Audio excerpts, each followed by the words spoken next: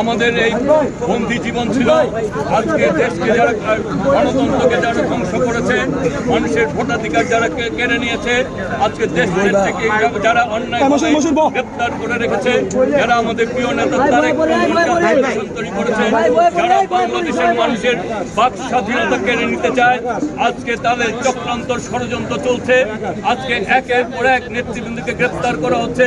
আমার পাশে এই আজকে এখন উপস্থিত হয়েছেন ঢাকা বিএনপির বিপ্লবী সদস্য সচিব জনাব তাকেও দীর্ঘদিন সেই সরকার অন্যায়ভাবে প্রায় 11 মাস কারারুদ্ধ করে রেখেছিল এই হাসিনার পতন আন্দোলনকে বাধাগ্রস্ত করার জন্য।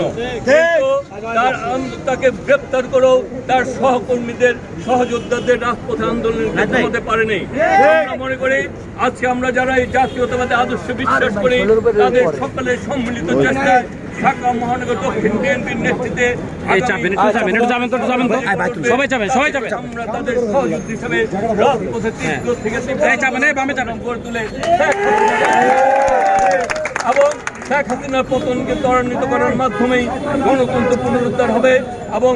দেশ বেগম খালেদা জিয়া মুক্ত পাবে, তারেক রহমান বাংলাদেশে ফিরে আসবে, বাংলাদেশের ভোটাধিকার আবার জনগণের ভোটাধিকার জনগণকে ফিরিয়ে দিতে পারবো এবং আমাদের যে সকল সহযোদ্ধারা এখনো কারাগারে রয়েছে,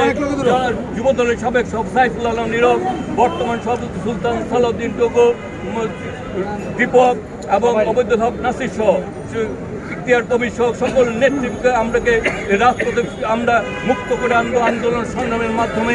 আমরা যখন কারাগারে থাকি, আমাদের যে সকল আইনজীবীরা আমাদেরকে মুক্ত করে সেই আইনজীবীদের প্রতি আমরা কৃতজ্ঞতা জানাচ্ছি। এখানে মহিউদ্দিন আহমেদ উপস্থিত রয়েছে, অ্যাডভোকেট মহিউদ্দিন আহমেদ, যার নেতৃত্বে আমরা সকল সহযোদ্ধাদেরকে যখন গ্রেপ্তার করা হয় সে আমাদেরকে হাইকোর্টে আইনি সহায়তা এবং সকল পর্যায়ে আইনি সহায়তা মুক্ত করে আমরা তার প্রতি কৃতজ্ঞতা জানাচ্ছি